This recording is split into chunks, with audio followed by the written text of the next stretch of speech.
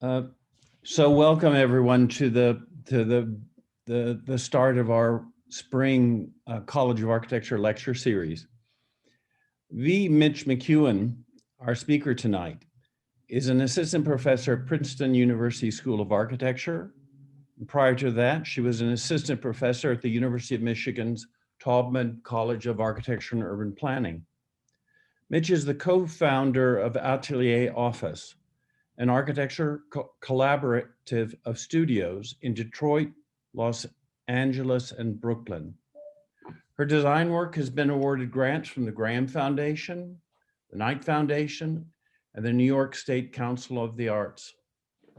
Atelier Office projects have been commissioned by the U.S. Pavilion at the Venice Architecture Biennale, the Museum of Contemporary Art, Detroit, and the Istanbul Design Biennale as well.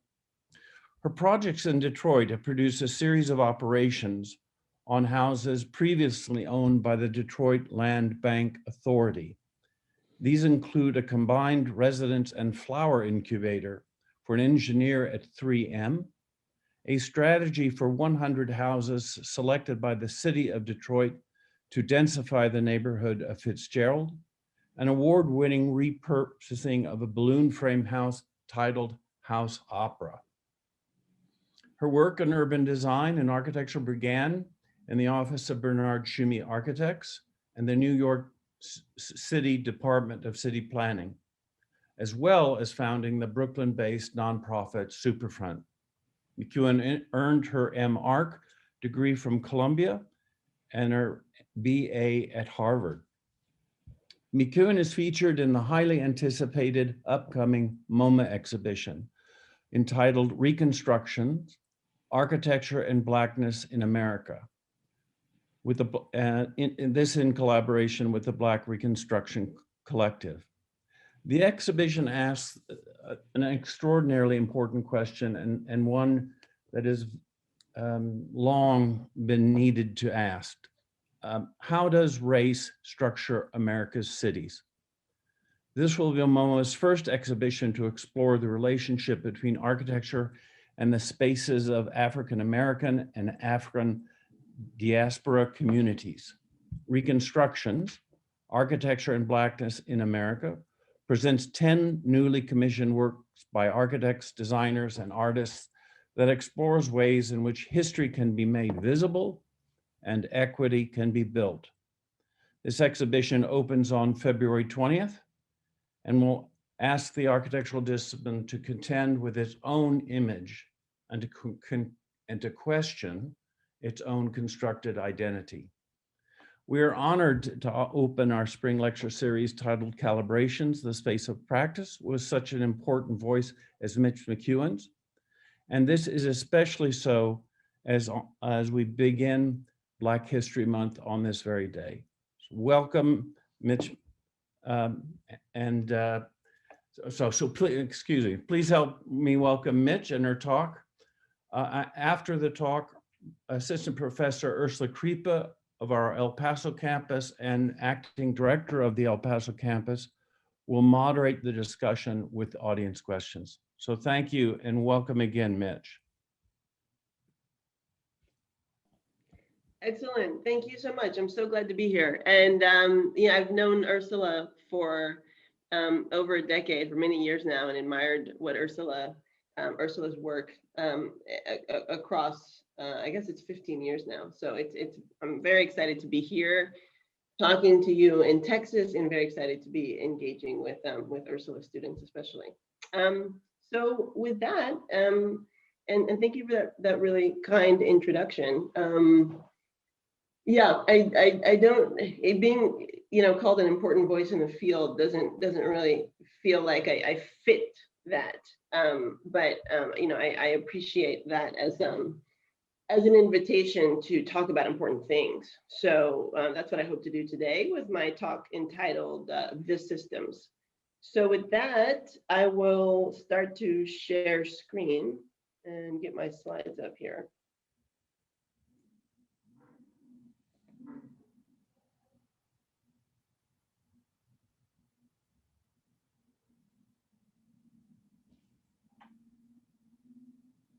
And as I'm setting up, yeah, you'll see that this there's a subtitle here. Let's see now. Now you should see this. I'm assuming that you see my slide. Okay. And I'm calling it "Or Towards an Anti-Racist Architecture," because I realized I gave a talk in 2018 called "Towards an Anti-Racist Architecture" in Ohio.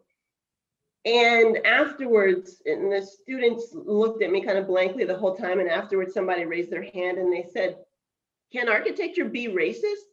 And I realized that I had set up the talk so poorly. I was talking only about anti-racism, and I hadn't even talked about the ways that architecture is so deeply, deeply systemically racist. And fortunately, our field has been talking about this more, of course, over the past year or so.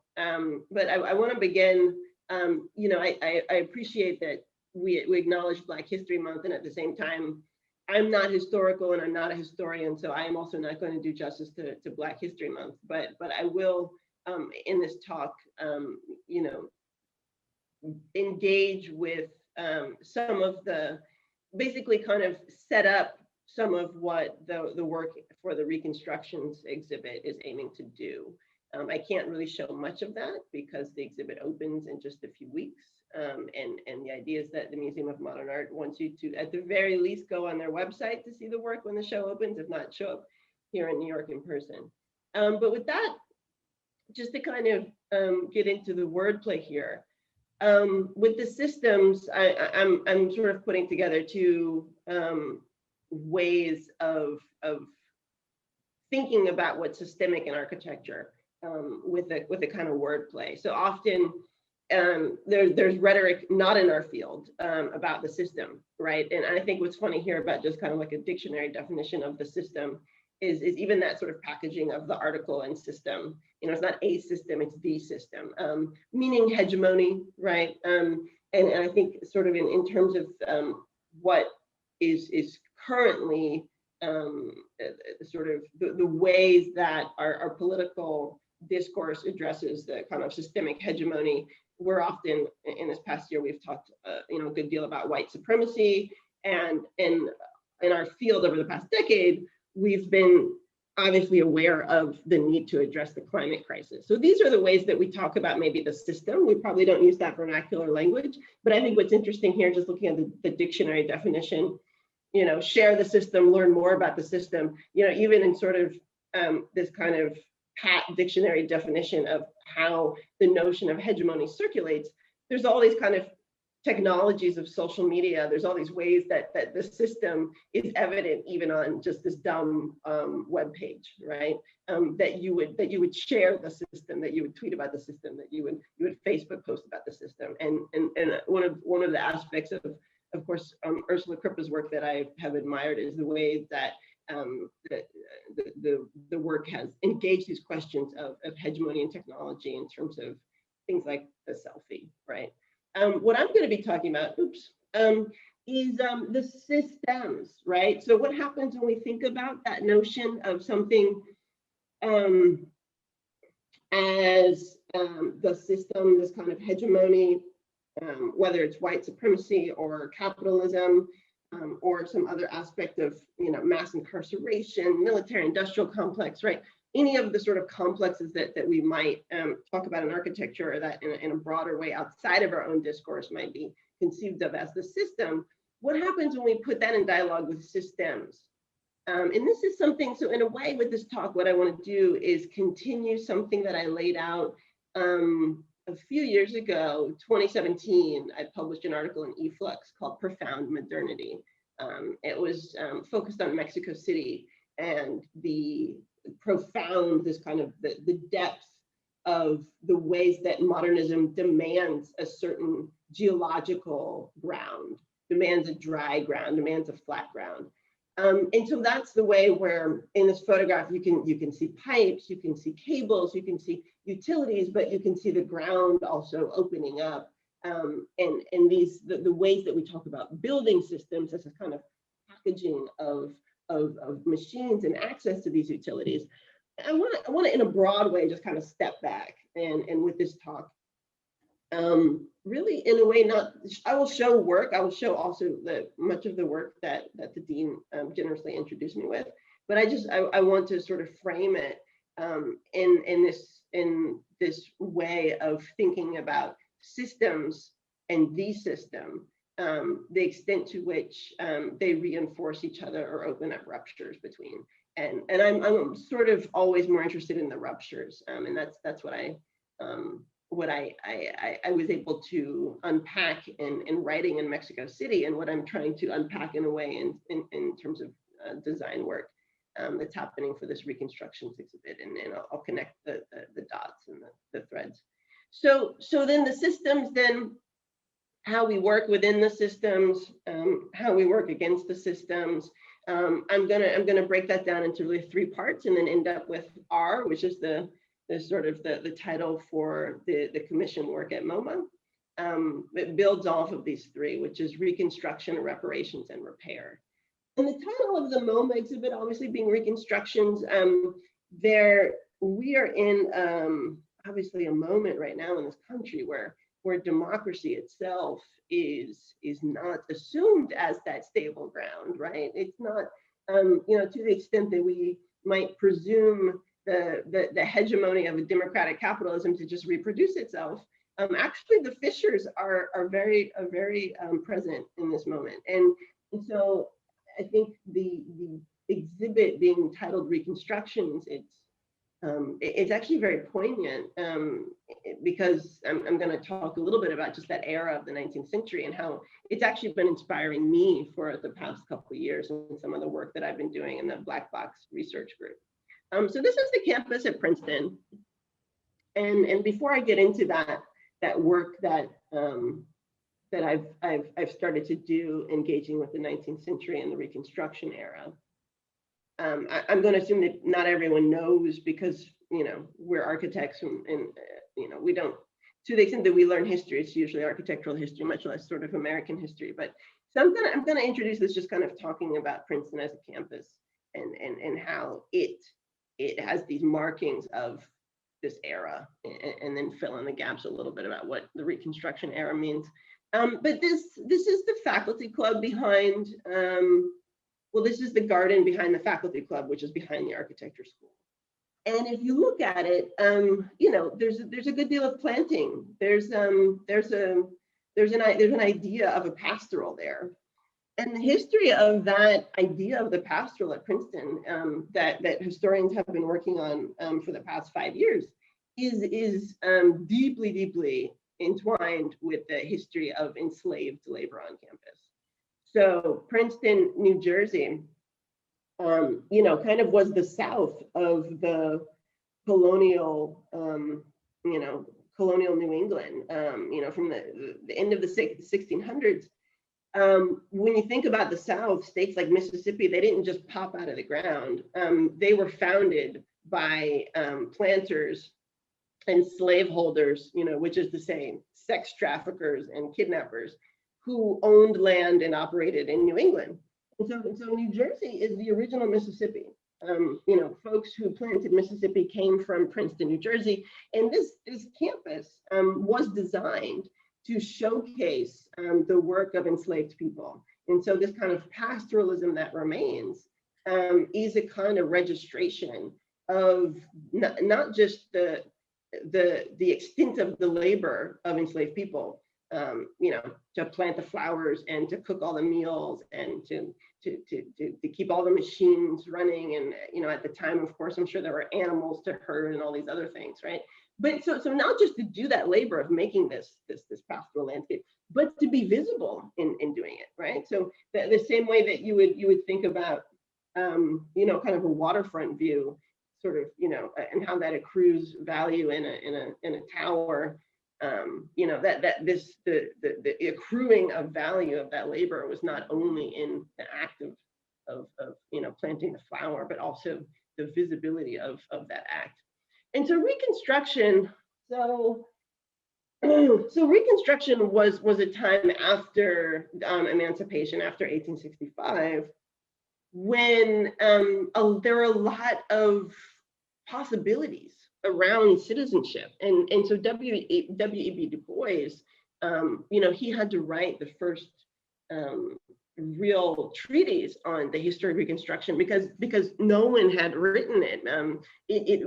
There were so many sort of radical things that happened just around the possibility that Black people would actually be citizens in this country. So it was the time between emancipation and the institution of Jim Crow, right? So that time between the end of the Civil War and that institutionalization of the system of segregation in Jim Crow. So I put together in 2019 this conference and this incubator on campus called Black Imagination Matters. That was, it was playing off BIM as an acronym, which of course we know is building information modeling. And the goal was effectively to bring together folks from different disciplines to work on something like intelligent machines. There was a robotics component to work on something like artificial intelligence. We had a keynote with Ruha Benjamin to work on these aspects of technology in relationship to radical ideas like Reconstruction or radical ideas around contemporary Black subjectivity in data. So one of the things that I did in the BIM incubator was engage with a science fiction story, and this was in dialogue with Adrienne Marie Brown, not the Adrienne Marie Brown who is an activist in Detroit, but the Adrienne Marie Brown who wrote Black Skyscraper, around this short story that W.B. Du Bois wrote, the science fiction story called Princess Steel, where he's effectively invented this piece of technology. And I know I'm like slowly easing into the lecture, but I'm realizing I could just talk for an hour just about Du Bois and the speculative technologies that he managed to integrate into his science fiction stories. But this one piece of technology in particular has fascinated me, and it's called the megascope.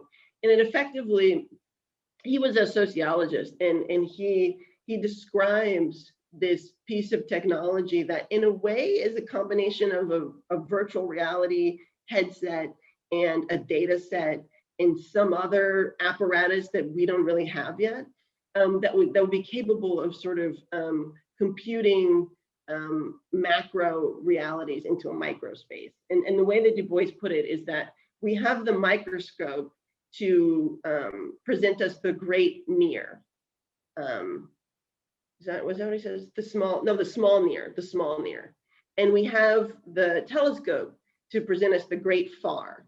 But we're missing a technology or device to engage the great near, which is to say the things right in front of our faces that are huge, right? The things right in front of our faces that are systemic at the same time.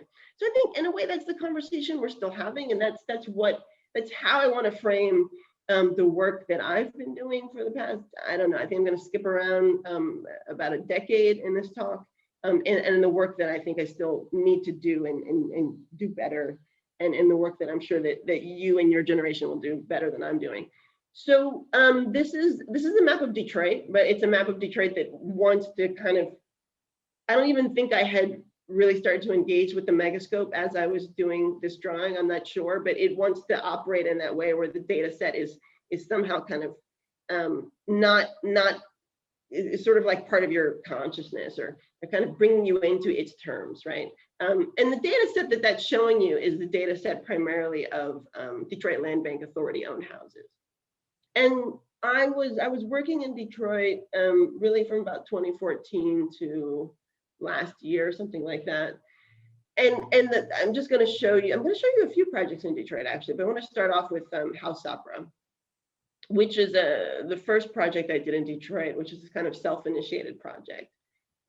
And this is in Southwest Detroit. And just to be one of the kind of aspects of architecture that I think we could do much better at talking to the public about is money. And there is a sense, obviously, that architecture, well, there is a very well-deserved, I think, sort of critical sense that architecture is elitist, right? And I think you're in a place where you are aware of the work that needs to be done kind of tackle that elitism. And obviously there's a history to that elitism, right? Like that garden that I showed you is kind of participating in the terms of, you know, the certain, I think, position of the architect, right? And sort of in relationship to luxury, in relationship to leisure, in relationship to a class, you know, associated with the Ivy League and its kind of exclusions. And one of the things that I was doing with the house opera was trying to, at the same time, to figure out how to represent both the house as an object and the house as this kind of stream of data, right? That sort of swirling data of 60,000 vacant homes. I also wanted to understand how money was circulating and how the house was not just an asset, right? But how it was sort of negotiating and changing the ways that money would circulate. And so the house itself, as far as being able to do this as a self-initiated project, it started because the tax lien, the way that Wayne County, Detroit is in Wayne County, the way that Wayne County processed these land bank authority houses was through tax liens that then the house would enter a foreclosure auction and start on the auction for $500 and generally at the time be sold for $1,500. And so, you know, at the same time that I was trying to figure out how do you start to design in a way that is flexible in terms of budget, in terms of scale, you know, having building systems or not having building systems. I was also trying to sort of track the ways that that money sort of, you know, looking at the house as an asset that's selling for $1,500, of course, misses the big picture that it takes much more than $1,500 to make the house occupiable in any way. So the house opera, this was a collaboration with Marcela Lopez Denarde and also Ingrid LaFleur, who ended up running for mayor after this on an independent ticket. The project, the way that we sort of then tracked that relationship between money and labor through the project was by limiting the architectural acts to subtraction, so that we couldn't really be pure about it. I think we had to we needed a beam. We had a structural engineer who told us we needed to add a beam, but primarily the act of subtraction, being able to subtract out a floor and being able to subtract out a wall in order to create this void where culture could happen in the space. We learned from the structural system of the typical house, which is the balloon frame. And that is to say that because the floors are not stacked, the walls of the house are these freestanding long members. We could sister those members and we could cut the floor and then sister those members. You know, so that these original, you know, the walls themselves are with the sistered member are actually kind of like an inflated balloon. And not dependent at all on this floor that we're able to cut out. And so doing that, a lot of the work was also, you know, of course, in relationship to the exterior in terms of relating to the neighbors, in terms of thinking of how the house would operate culturally. And we went through different iterations of responding to wallpaper on the interior, responding to more abstract geometries. And ended up using Tyvek because part of the kind of conceit, of course, was that the project was in the midst of a process, right? It wasn't ever finished. It's still not finished. I was just talking to someone a week or two ago who's looking at moving back to the neighborhood after years of being away and might buy this to turn it into a house, which I have recommended that she think about just appropriating the basement as a foundation for a new house. So this is a kind of, you know, in a way ongoing, but really I think it sort of feeds into the more urban scale. And as I said, it's sort of, you know, and then it turns into something else, right? It's not a kind of stable entity. But it became an opera in the sense that with Ingrid LaFleur, this space hosted cultural events and a festival called Siggy Fest that brought together some amazing performers and healers in Detroit.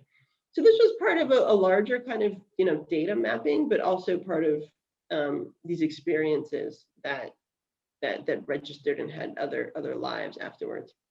So now I'm going to pivot to reparations, which is something that, I mean, obviously, the word, the way that we tend to talk about it in the Americas is reparations, meaning a transfer of wealth for the descendants of those who were enslaved, or for Black people, whether or not descendants of enslaved people, as a recompense for the hundreds of years of abuse and exploitation and sort of extraction of labor and wealth from Black people in this country and throughout the Americas. I think in this work, I'm showing you something that I call Watercraft, which is an example of how systems and the system, how we might be able to think about and map and draw and spatially act within a situation of inequality.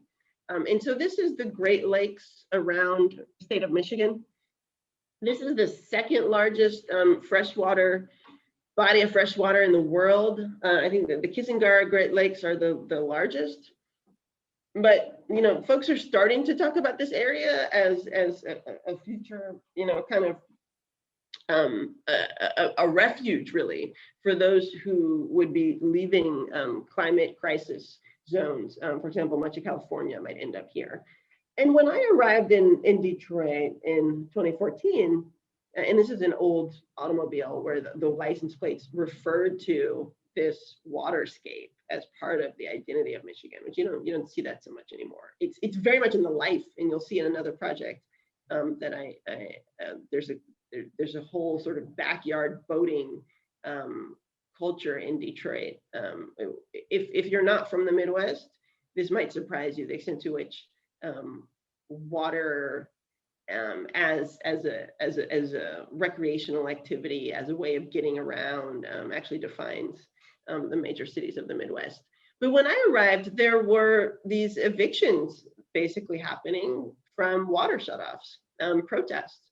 And so the water bills in many Detroit residents' houses were effectively forcing them out of the city, forcing them out of their homes. And so I started mapping in order to understand this, right? Because there's basic paradox of how could it be that in a city that is right adjacent to one of the largest freshwater resources in the world, that water in a tap could be so expensive that you could end up being evicted from your home for not being able to pay for it. It just didn't make any sense. And so I traced it back to a planner named George Ramus, who was basically, and I've written about this in Laura Krugen's book, Ways of Knowing Cities, my chapter on Watercraft. He was basically the Robert Moses of water. And so effectively there's a sprawling network out to the suburbs that uses Detroit as a giant wastewater treatment facility for the suburbs. And because of climate change, that ends up being a CSO, combined sewer overflow, dumping for the suburbs. And if this is just to orient folks who are not familiar with the kind of suburban growth. Obviously in this country, there was a lot of suburban growth after the 1940s. Detroit is no different. And effectively what you see is that the city and its population, it did not shrink, but transferred to the suburbs, right? And so there's a slight downtick since the 70s, right? But primarily you've got 5 million people living in the area, and 3 point something million of those people are all on the same water network and the same wastewater treatment plant right here in Detroit, right? So here you've got the CSO, which is affecting the waterfront, the parks, but also residential neighborhoods. The house opera that I showed you is right around here, actually near the wastewater treatment plant. And so you have houses like this in Grosse Pointe, which are effectively subsidized by Detroiters. Their CSO is subsidized by Detroiters. Their sewage handling cost is subsidized by Detroiters. Their water bills are subsidized by Detroiters. And the lake, the quality of their water, that these are lakefront mansions. the quality of that lakefront is subsidized by Detroiters. And so that it's something that I guess you could kind of put it in the category of that great mirror in the megascope, in the sense that it is so all pervasive, but sometimes kind of hard to see. And so in order to make that visible and sort of measurable, I started to layer out different networks of utilities and systems throughout the area to reveal the ways that paved streets and sewer lines operate together as these lines of subsidy, effectively, with the Water Authority of Detroit. And you know, beyond the realities on the ground of what this means for flooding and for CSO, which I'll get to in another project. This is part of what is, well, there's a whole thing about emergency management that I won't get into. But there's a relationship between, I guess what I need to say on this slide without slowing down too much and talking about democracy and emergency management, which is, if you know anything about Michigan, has been, in a way, the state prefigured, I think, this collapse in democracy that we're now seeing across the country. You can trace a lot of this to Michigan. And these devices that you're seeing here, these valves and such for measuring water flow, are in a way that you could look at them as an early version of the smart city. So one of the things that you know, as far as this relationship between the system and systems, that I think we need to be always educating ourselves about, is the relationship between technologies of data capture and not just surveillance, but even sort of the sort of spatial facticity produced by different technologies and how they operate within other systems. Because those valves did nothing to reveal this transfer, this subsidy. They sort of enabled the subsidy. So now I want to talk about reparations in maybe a more familiar, direct way. I don't know, but this is a project where architects are invited to make these sort of beautiful, and I say that in a bit sort of rolling my eyes, but to make these sort of street scale objects in Times Square every year. A commission from the Times Square Business Improvement District for architects to produce a heart. And it's kind of like a rite of passage for a certain New York City architecture firm crowd. So I really appreciate that I was invited to do it, but I have never understood why it exists as, you know, a sort of an annual production until I stepped into the work. And I'll get to that at the end of my talk. If I ever get to the end of my talk, I'm sorry, I'm so slow. Where, you know, the sort of the work that we need to do to understand the context that we're invited to design within. And so when I started to unpack the position of this heart, obviously why it's a heart, it's Valentine's Day, it's got to be reductive, it's a kind of a tourist epicenter, it's got to be legible to tourists. It's not, in some ways, it's got to operate on two levels because it's got to be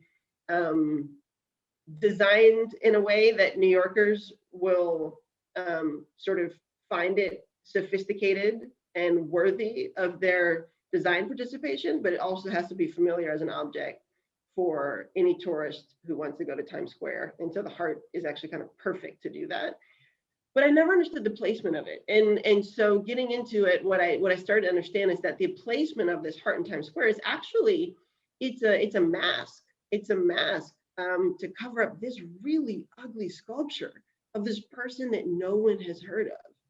And no one has heard of this person. I'm not going to waste your time explaining who he is, but in a way it sort of goes back to old Times Square and this kind of relationship between the church and the kind of indigence of Times Square of the 1930s and 1940s. But so effectively, what my with the response, the design response to the commission ended up being, instead of putting all of this effort into masking this big ugly sculpture of a person that no one has heard of. And by the way, this is not the only sculpture on this this Duffy Square. It's named after this person, Duffy. It's not a square. It's this little wedge of a small block, and it's in the middle of Times Square, one of the most famous places in any urban place in the world. And it's got this huge statue with this religious iconography and this person that no one has heard of. It's so bizarre. And there's actually 2 statues of white men who are not even that famous in the same little square.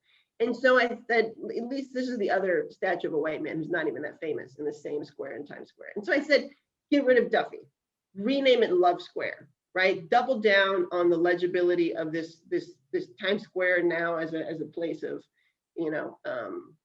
romance or any of that kind of stuff at the level of the name, and then open up what it is that design might do in that space other than just masking. So that's the other statue of a white man who's not even that famous, and here's where the Duffy is.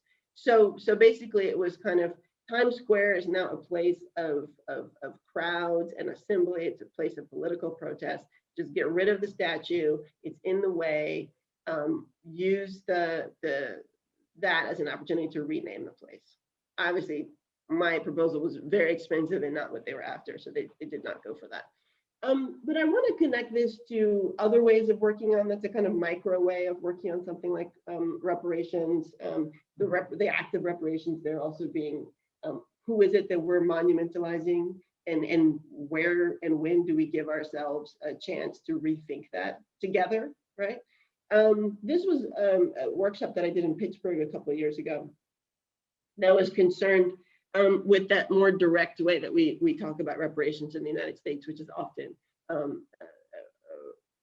a repair of transferring wealth to Black people in this country to repair the hundreds of years of extraction, exploitation, and terror inflicted on Black people in the name of white supremacy. And what happened here was that in Pittsburgh, there's so much infrastructure, and there are these hills and rivers. And what came out of this exercise, it actually really changed the way that I, as an architect, think about what reparations might open in our field. I sort of went into this thinking that it was all about scale. And I came out of it realizing that, in a way, I'm still trying to unpack it from this talk today in terms of the systems, that there's so many questions about health and public health. And I mean, this was not COVID era. This workshop was, I think 2018, maybe before that. Yeah, maybe 2017. So there's so many questions around what it is that buildings and infrastructure might do for a very different form of society that came out of this. And so I remixed all of the proposals after the workshop was done, and then there was a kind of discussion with Mario Gooden and with other folks about their own approach to this. But really, it's something that, well, yeah, I don't have time to sort of get into everything, but I think, we as architects, well, I just should talk about the techniques that you're seeing. There's a lot of collage here, and it was a charrette, and it was partially me trying to unpack the techniques of architecture in public, right? Especially coming from Michigan, where there's such a strong new urbanism in terms of approaches to urban design and even kind of academia. And so in sort of new urbanism, if you're not familiar with it, these kind of tropes of the charrette then being an opportunity to reproduce known forms of buildings and blocks and streets, and then sort of claim that as a kind of democratic agency without ever giving people an opportunity to imagine anything other than what's already known. And so I wanted to see, okay, can you take the same physical material tools of collage and markers and scissors and glue at tables of people and just ask the question differently? And yes, you get something very different coming out of it. And also, my own agency then to keep responding, right? So I think also there's a sense that as architects, in order for us to be democratic, it means that we have to kind of like put our design mind away and just sort of like take the tool and, say, okay, I'm just going to give you the mouse now. And I don't think that's responsible. I've been trained for, years of study right? To get to the place where I have a sense of what this mouse and my software in my mind can do. And I haven't had to spend years, doing HR or sales or raising 5 kids. I have had, investment in my skills and my ability to do what I do. So for me to say, from now, my democratic engagement with these big questions is to say, no, you get the tools and I'm just going to sit back and watch. That doesn't make sense to me. So I think, that was also kind of on the table. And so I'm going to end up talking about repair. Obviously, the word reparations is building off of that that core verb repair at some level, and always, I think, to the extent that we are talking about wealth redistribution, talking about 401 years of history of white supremacy, when we're talking about the system in this way, and we're engaging with this as architects, I think we need to take repair also always as something spatial, right? So we can't collapse them into each other, right? Reparations is not the same as repair, but I think the work, the techniques in the work of repair inform how it is that we might participate in the goals of reparations. So this is another one of these water projects in Detroit, where I was working with W Architecture and the city of Detroit on a neighborhood that is impacted by that Watercraft and that suburban, subsidy that I was showing you. And it's impacted with basements being flooded, right? So that CSO that I was showing you, this is the Detroit River, which goes into a lake. But because of that 3 million, primarily suburban residents, sort of flushing, into the old Detroit, combined sewer system, a neighborhood like this is impacted. And so the goal of this project, there were sort of too many goals, and I think it's fed into another level of project that Interborough and some other folks are working on now. But the way that I was trying to enter this was to understand how the folks who were living on the ground in this neighborhood, Jefferson Chalmers, had been dealing with that vacancy that I showed you with the House Opera. And what I started to do was understand the relationship between the houses that remained occupied and the field around them as a relationship that could have enough agency to reconfigure the typical property boundaries, right? And just to do that in a very direct way with a mesh, right? So instead of looking at the existing site in terms of rectangles of property arrayed next to each other, starting to look at the site as a mesh that could have vertices operated on. And doing that, well, I don't think, maybe I come back to that. I'm not sure if I come back to that, but it's good if I don't, because otherwise it won't end on time. And so this is another scale of repair, which is just another individual house. And this one treated as a network within a neighborhood. This was a project for an engineer at 3M who wanted to turn a house from the Land Bank Authority into an incubator for small businesses in the neighborhood. And an incubator that could participate in something that is happening in Detroit. It's really a leader in urban farming. And so this client wanted to figure out how to take that leadership in urban farming and relate that to this ongoing issue of the vacant houses. And this is, I guess I'm just gonna put together a bunch of Detroit projects here under this rubric of repair, but at a neighborhood scale, another neighborhood where the city of Detroit was asking, I did this project with a developer and also with a landscape architect around a neighborhood right next to Marygrove, which, with the exciting thing that's come out of this for me, it's not for me as a designer, but just to see, sometimes you do a project like this, and especially because it's not an individual building, there'll be repercussions that happen after that are, you're no longer on the team, but it's sort of the next phase, or the next, there's a sort of sometimes a direct repercussion, or sometimes just the ripple effect from a project like this. And what's exciting is that adjacent to this area called Fitzgerald is this campus, Marygrove, which now has Theaster Gates doing a campus-wide project around basically how the campus can participate in a different form of transformation, not the typical transformation, which is some kind of big box retail and some kind of apartments or townhouses that nobody in the neighborhood can afford. So if you're not familiar with Theaster Gates, he's been working in the south side of Chicago for over a decade.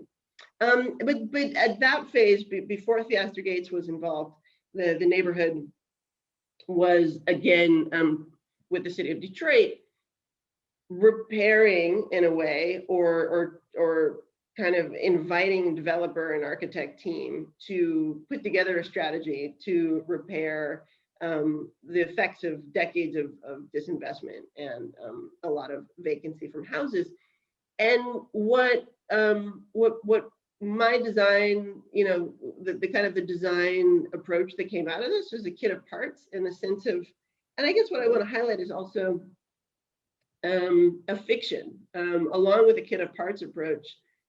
What came out was, because I was never really trained in single family houses, and being in Detroit, I always approached the house as an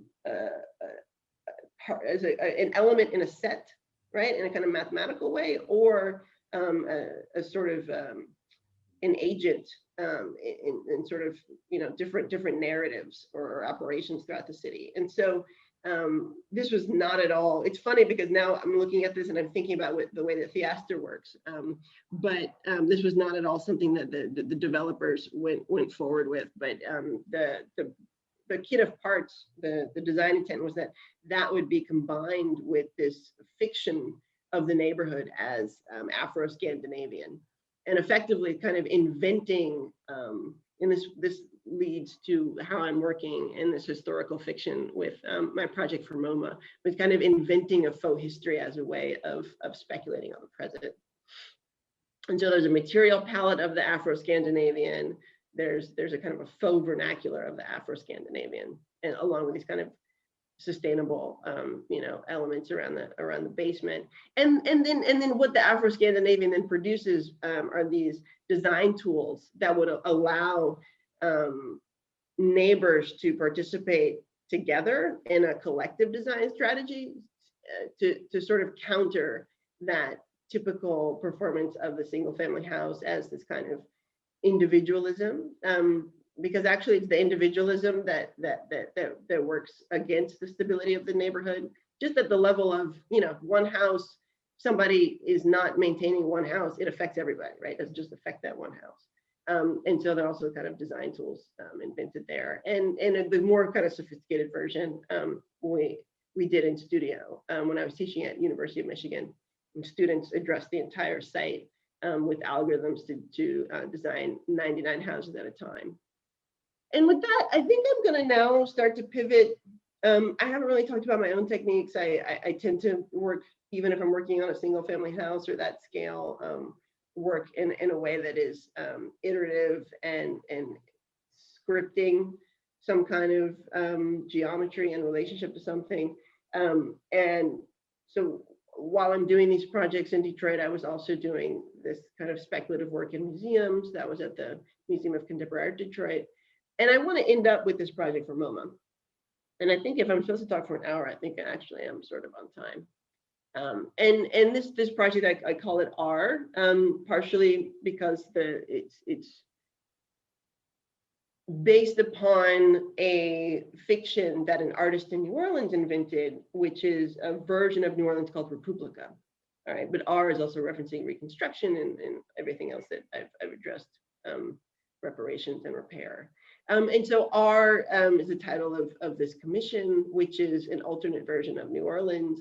And it cites itself really thinking transnationally around this question of Black space or emancipation of Black people in the Americas, where just to sort of think that immediately and sort of create a history for thinking that we need to map differently, right? We need to orient the maps with the South pointed up.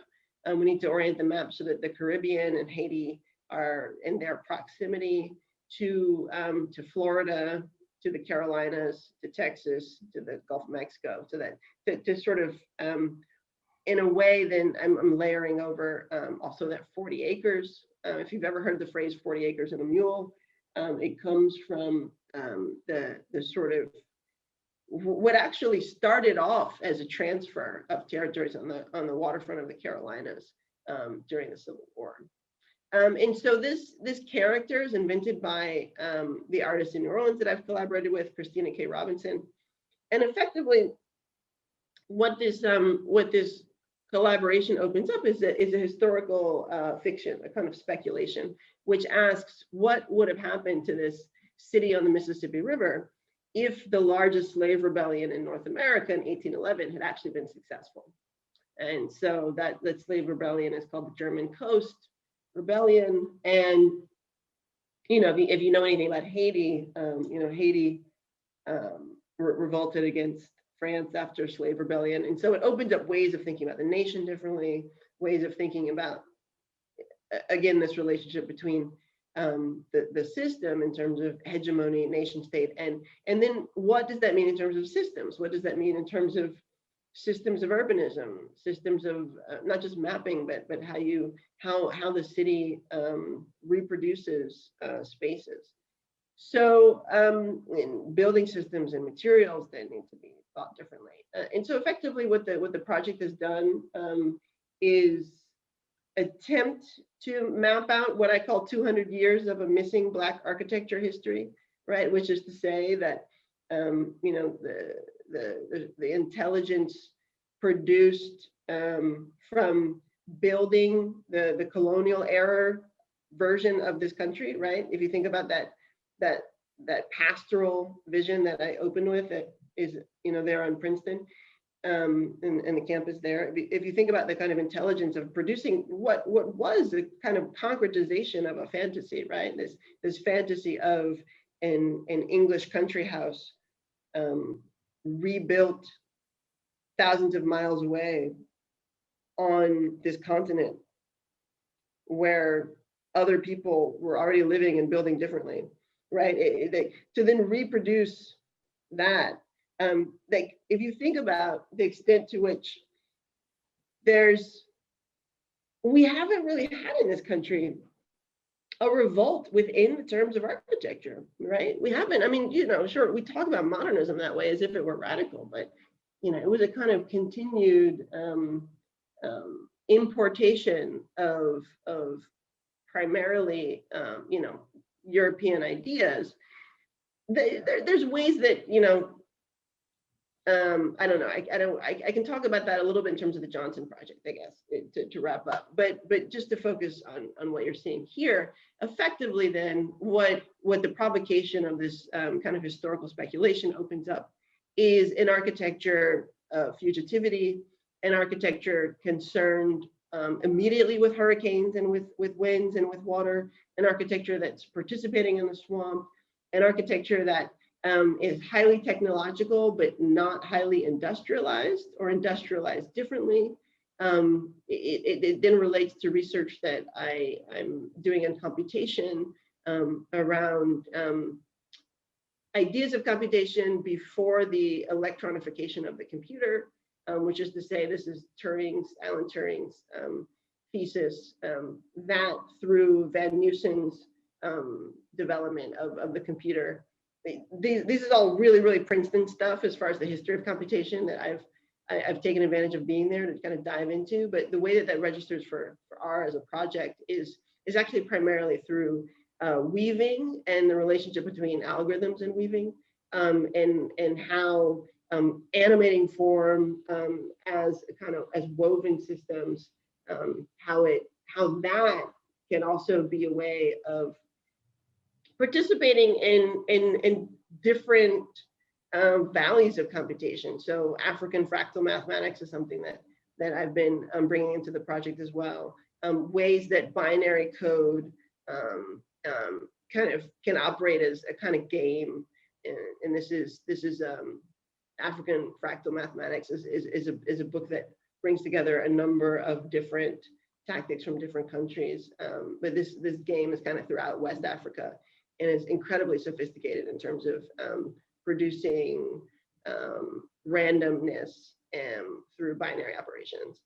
And so the way that I've been trying to then generate that 200 years of a missing Black architecture history is primarily then through these weaving strategies, and then locating, in a way, I guess I could connect it to this, again, the megascope of Du Bois, in a sense, you know, if he was concerned with this visualization technology, in a way concerned with the visualization of information, social information. And he does these amazing, amazing drawings. That I want to learn from that and bring that into also building systems and structure, right? We talk about mega structures, right, with space frames, but where's the relationship between micro and mega in this, you know, in a structural sense, where that the flexibility of the mega structure is something that we can bring into more proximate relationship to materials, right? So I've been doing these weaves and developing what has become a project that's very much concerned with towers, actually. Can't show you, again, MoMA rules in the contract, but I am very excited to invite you to that work at the end of this month. You know, both virtually and for those of you who can make it to New York, get my information from Ursula so that I can reach you. And with that, I think I'm actually on time. So thank you for letting me share with you kind of ongoing thoughts that I have around the systemic in our field.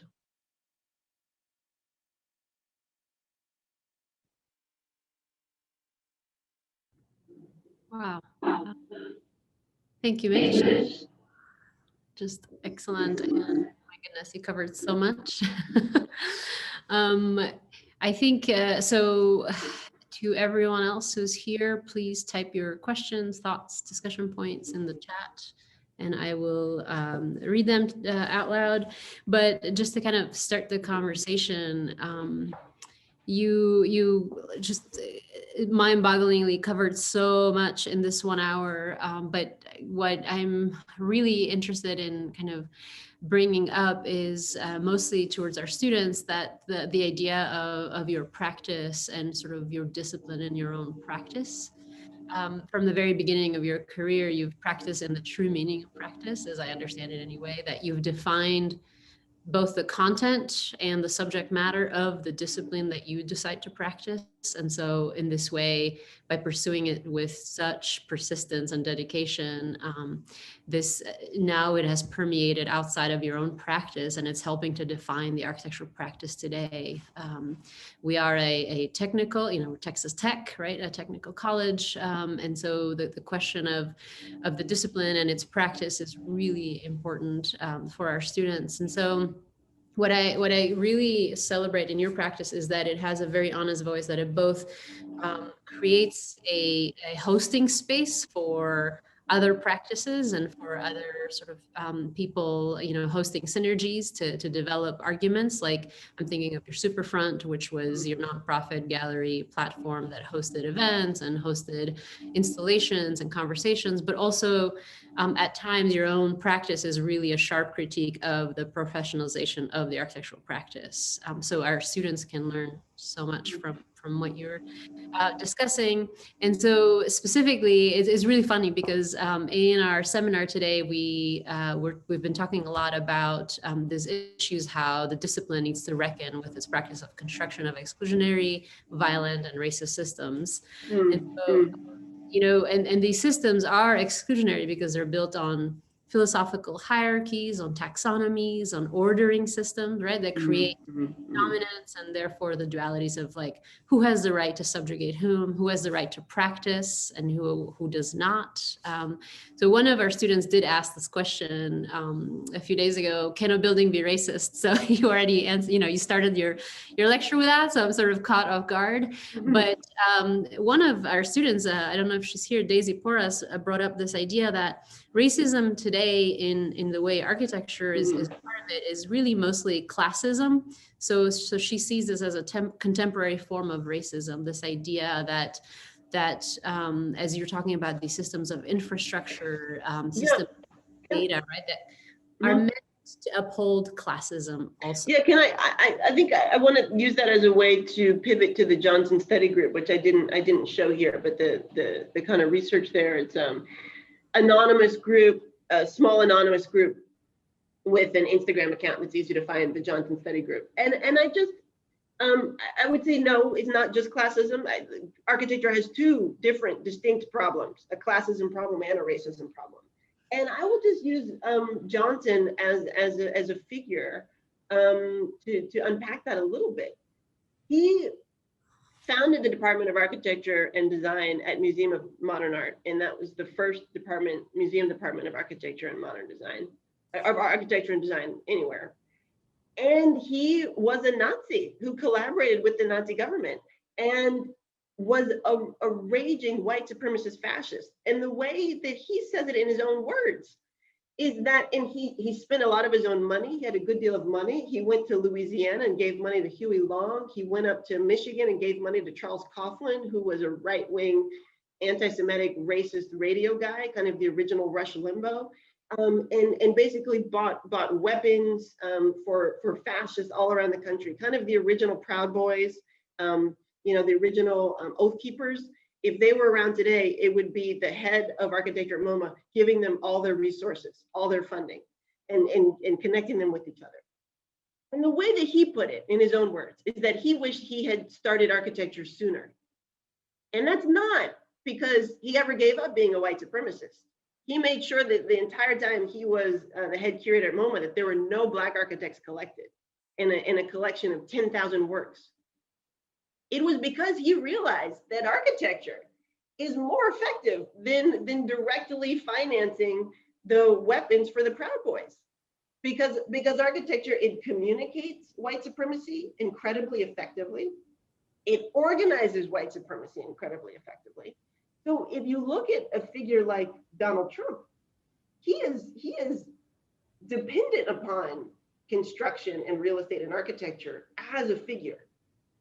There's no other industry that actually could have produced that form of a charismatic leader in the tradition of a racist, white supremacist politics in this country. So no, the architecture has two distinct problems: the classism and the racism. Mitch, if I can add something to what you're saying about Johnson, if you don't mind. It's not just his roles, as you described, that is incredibly problematic, but it's the role that he played as kingmaker within the architectural community, and who got anointed to be good and worthy of attention and who didn't. And there were never minority architects that were worthy of attention, but even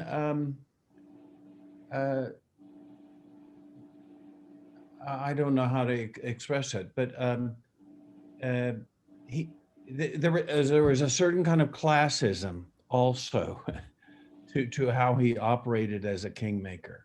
For sure. I mean, one example that's concrete, and you can see this in the Instagram account. Not the International Style exhibit, but the first MoMA exhibit around, or is it the first or the second? One of the first two MoMA exhibits around housing happened in the 1930s, when the works, basically all of the Depression era government stuff was starting to transition into regular bureaucracy. And because of Johnson, there are German planners in that document who are literally citing Hitler in relationship to how it is that modern planning in the US should always be coupled with eminent domain. And so basically, we tend to think of racism in planning in this country as something that is sort of benign neglect, right? Something that happens when a field is too homogeneous and too white, and oh, no one thought to check that the Black people were all kicked out of their houses when the highway. What Johnson reveals is it's actually much more direct and strategic.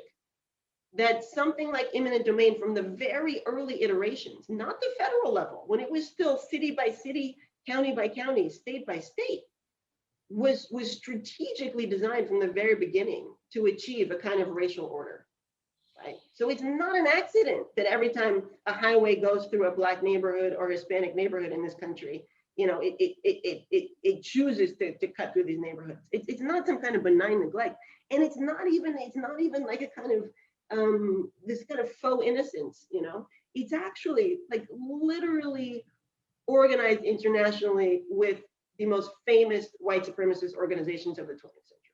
But also with some of the most prestigious universities in at least in North America, because of the power that he yielded over the success of people. So you have people of Jewish descent kowtowing to him, basically, right?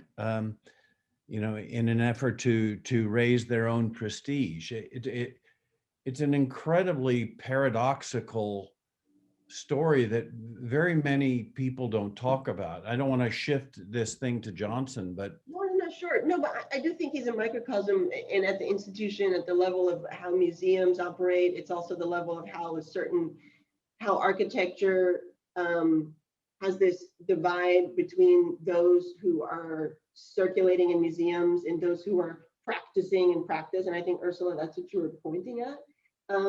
But I think the last thing that I would say on Johnson before pivoting to this question of practice overall is that the field being so aggressively white, the kind of question of Philip Johnson's Nazi past, I think the Johnson Study Group, where the reason why it seems like we're producing new knowledge and we're not, is just because we're connecting the dots between the racism against Black people at MoMA and the early Nazi and fascism stuff in the 40s, and the field being so white for so long. No one thought that Nazi might mean something different in the United States than it means when you're in Germany, right? But of course it does. Of course, these things are always transmuting, and they're always, of course, also relating to other forms of elitism and exclusion, like classism, right? It's never a kind of either or.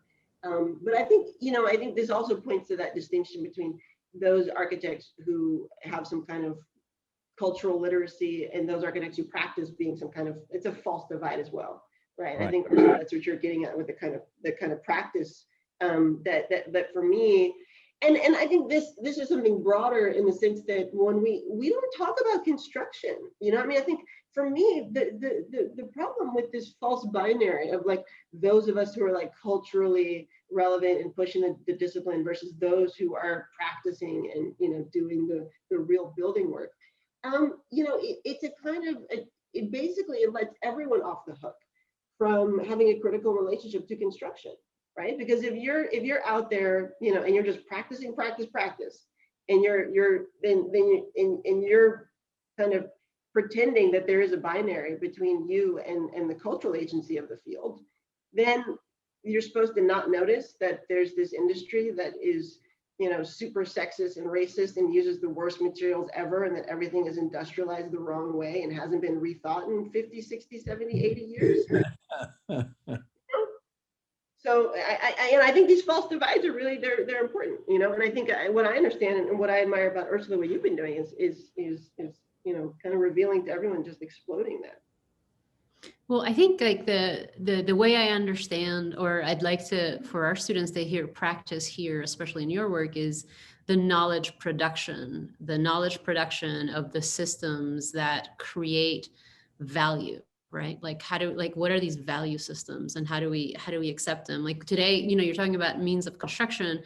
In class today, we're also talking about geometries, right? Like parametricism versus discreteness, you know, talking about, the sort of the Vitruvian idea of orders, but also the, Jose Sanchez's idea of creating a commons that builds on sort of the intelligence of relationships rather than the smooth sort of parametric kind of relativism, So I think we can't be, none of our tools are neutral. And I think that's a way, like a naive way to, if we think that, right?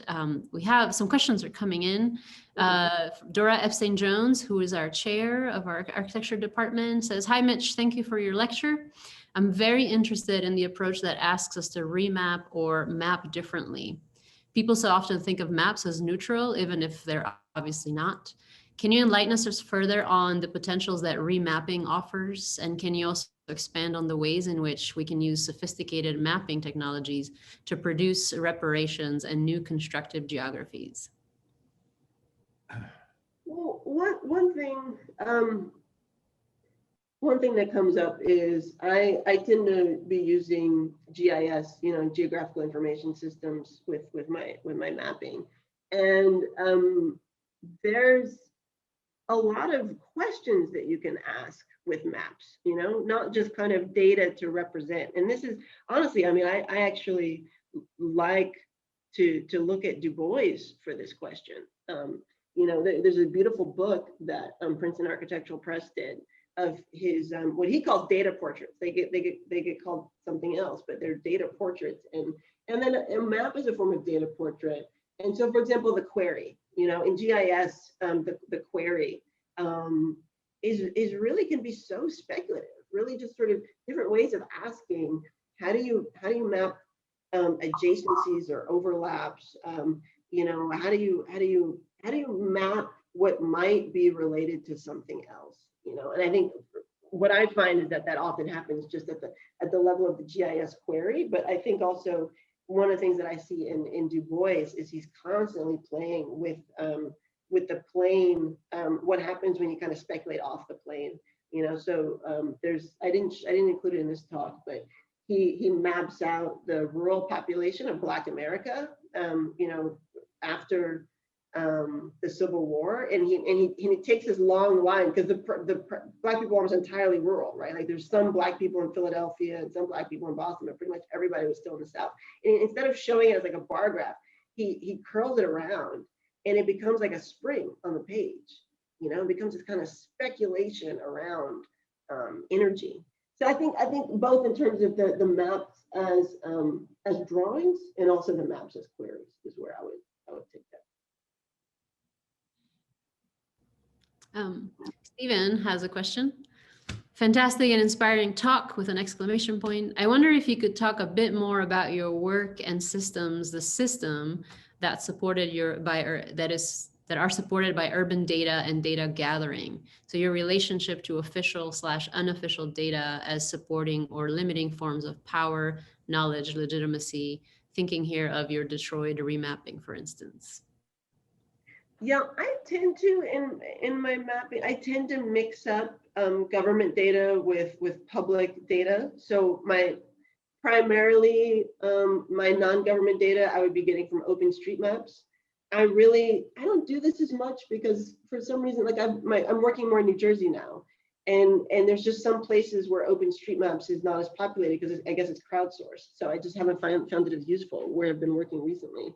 But one of my favorite techniques for a while was there's like a plugin within Grasshopper called Elk, which takes OSM data, which is the OpenStreetMap data, and brings it into Grasshopper. So you can animate it, you can do all of the things that you would usually do with the algorithms with that public spatial data, which I was just like, my heart just loves that. And then, I also like to root around in the municipal data. Census data is fine, but that tends to not be where I'm generating anything. I tend to be going more into the the utilities, the geology, the building footprints, and more kind of physical artifacts of that would get tracked in different bureaucracies. Wow. Thank you. Chris Taylor is asking, well, thanking for the wonderful opening up and call for more active and deeper work. Brings to mind Colleen Smith's art, creating worlds, histories and views of worlds. The methods from weaving to mapping are compelling in their traction. Can you talk more about how you establish and leverage that traction? Wait, what's the traction? So the methods that you use from weaving to mapping are compelling in their traction. So I guess this Chris, can you talk more about traction? Whatever it is, I probably need more of it. Yeah. All right. Well, okay. So I have a question from a student. I think I'm going to jump to a student. Thank you for your presentation and your unique perspective on locating issues, plus your experimental strategies to highlight them. Moving forward, how do you suggest students in design and architecture proactively seek towards assessing some of the major underlying missteps in our field and society? For example, where should our minds be? Who should we engage with? And what should we engage with? I mean, here's the thing. I can't really tell you. I can reveal a little bit more of my own background. You know, and just one thing to say is that as far as, well, here's one text that I have liked as a kind of summary recently is Donna Haraway's Staying with the Trouble. And the title, in a way, is also just this great phrase. And what she means by that with staying with the trouble is, this is something that she's been unpacking as a scientist for decades, but she's doing it now more in relationship to artistic practices, is that don't use your techniques and your capacities to flatten the trouble away, right? To have, you know, oh, I figured out all the data, I've got all the clean lines, it's all organized, it's all a grid. There's no trouble here. You know, I've solved it all. Use your techniques to get deeper into, to stay with the trouble, right? To get deeper into the things that are not at all clarified, whether politically or spatially or materially. And I think just as far as what I can say in my own background and what kind of charged me in terms of my own sensibility was actually before architecture. I didn't study architecture undergrad. I studied development economics. And then I studied development economics with this radical economist who was really against like non-governmental organizations and the World Bank and all this stuff. So I kind of had all this sense of how development economics works in the international world, but I also had this critical sense that like all of the organizations that do that work were all kind of colonial artifacts. And so I was like, well, what am I going to do? So I just went to Silicon Valley, and I went just to the belly of the beast, and I worked in finance, and I was, you know, doing deals with Intel, and I saw, and it's just a year in Silicon Valley, and then I did other banking stuff in San Francisco. But that 1 year opened up my eyes so much to you know, the way that we abstractly critique capitalism. Just what I saw in that 1 year, I could tell you, we are not harsh enough. Our critique has not gone deep enough. There's just so much destruction, so much vapid destruction with so little even benefiting the people who are benefiting from it, actually. You know, people are not happy. People are making millions of dollars off other people's, you know, misery, and they're still not happy themselves. So it's like, why? So anyways, I think don't be afraid to throw yourself into the belly of the beast. You know, like don't be afraid to go work for a big corporate firm. You know, work for a big corporate firm that's building towers in all the wrong places, but work there just long enough to give you the sense of like all of the destruction that you're witnessing. You know, all of the tools around all that destruction. That's one way. I mean, you could also just figure it all out and just only do good stuff, you know, but I don't know how to do that. Thank you. And I think I'm going to just close with the last question by Galo Canizares. Thanking you for a wonderful lecture. The idea of the megascope is fascinating, and tying it to contemporary technology seems inevitable, such as the diagram of VR. I wonder if these new ways of seeing can also be new ways of embodying. So when engaging with the infinite zoom of GIS, for instance, is it necessary for these technologies to also produce empathy as well as data and information? Might that be necessary? I mean, I would say empathy, it's always both necessary and not necessary, right? I mean, it's definitely, I mean, whether you're talking about Silicon Valley, where they're talking about, you know, the hallway and whether or not somebody's going to wear a mask in an apartment building. I mean, it's always both necessary and not necessary. But I think one thing that I would just say in your question, as far as like the inevitability of even something like the megascope and these technologies, I think nothing about technology is inevitable, actually.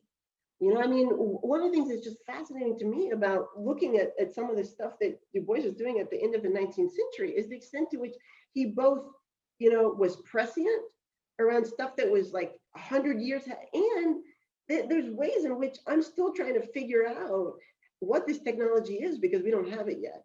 So I think in some ways, I would just encourage you, read Princess Steele yourself, where he invents the megascope, because I think that question is at the heart of that short story. I think that's exactly what Du Bois is the megascope is a technology that he's inventing as a sociologist who's asking us to feel society differently.